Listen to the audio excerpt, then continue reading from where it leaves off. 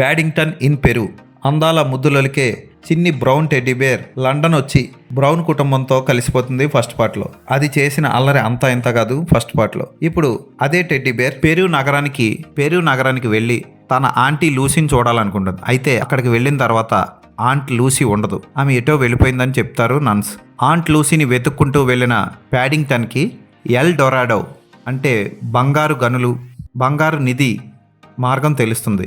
ఆ బంగారు నిధి మార్గంలోకి వెళ్ళిన తర్వాత అతనికి ఎనలేని గొప్ప నిధి కనబడుతుంది. ఆ నిధి ఏంటి, ఆంట్ లూసీ దొరికిందా లేదా, ఆ ఎల్ డొరాడో కోసం ఎన్నో వంశాలుగా వెయిట్ చేస్తున్న హంటర్ ఆ నిధిని దక్కించుకున్నాడా, హంటర్తో పాటు ఆ నిధి కోసం వెయిట్ చేస్తున్న విలన్ ఎవరు, అసలు ఆంట్ లూసీని పెరు నుంచి దూరంగా పంపించింది ఎవరు, ఇవన్నీ తెలుసుకోవాలంటే సినిమా చూడాలి. చిన్నపిల్లలు ఎంతగానో ఇష్టపడే ప్యాడింగ్టన్ 1 సినిమా తర్వాత ఈ సినిమాని ముందుకు తీసుకొచ్చారు.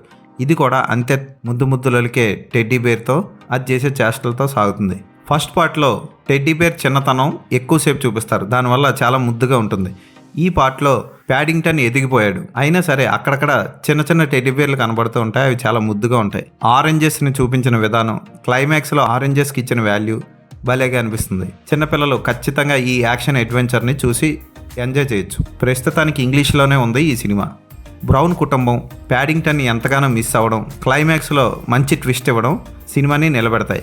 లండన్లో టెడ్డీబేర్లు అన్నీ కలిసి ఫ్యామిలీ పరంగా బస్సు ఎక్కి తిరగడం లాంటివి ఆకట్టుకుంటాయి.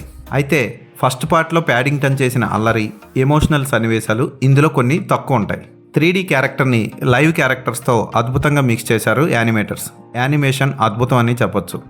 ఎక్కడా కూడా టెడ్డీబేర్లన్నీ యానిమేటెడ్ బేర్లలా కనపడవు. ఖచ్చితంగా ఫ్యామిలీతో కూర్చొని అందరూ ఎంజాయ్ చేయొచ్చు ఈ సినిమాని. బోట్లో చిత్రీకరించిన సన్నివేశాలు ఆకట్టుకుంటాయి.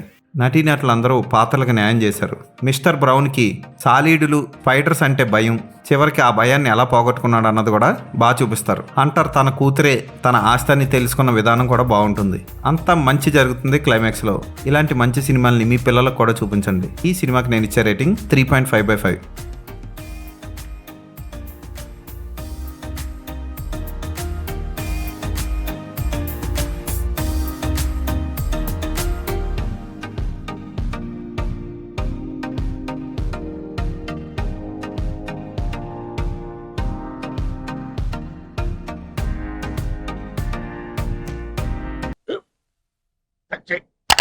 మన స్కూల్ బెంచ్ లాగా ఎంత గట్టిగా ఉందోరా.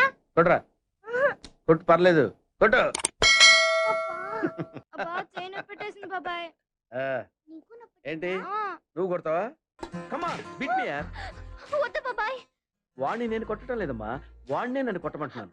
నువ్వేం కంగారు పడక్కర్లేదు. అడుగుతావేంటి?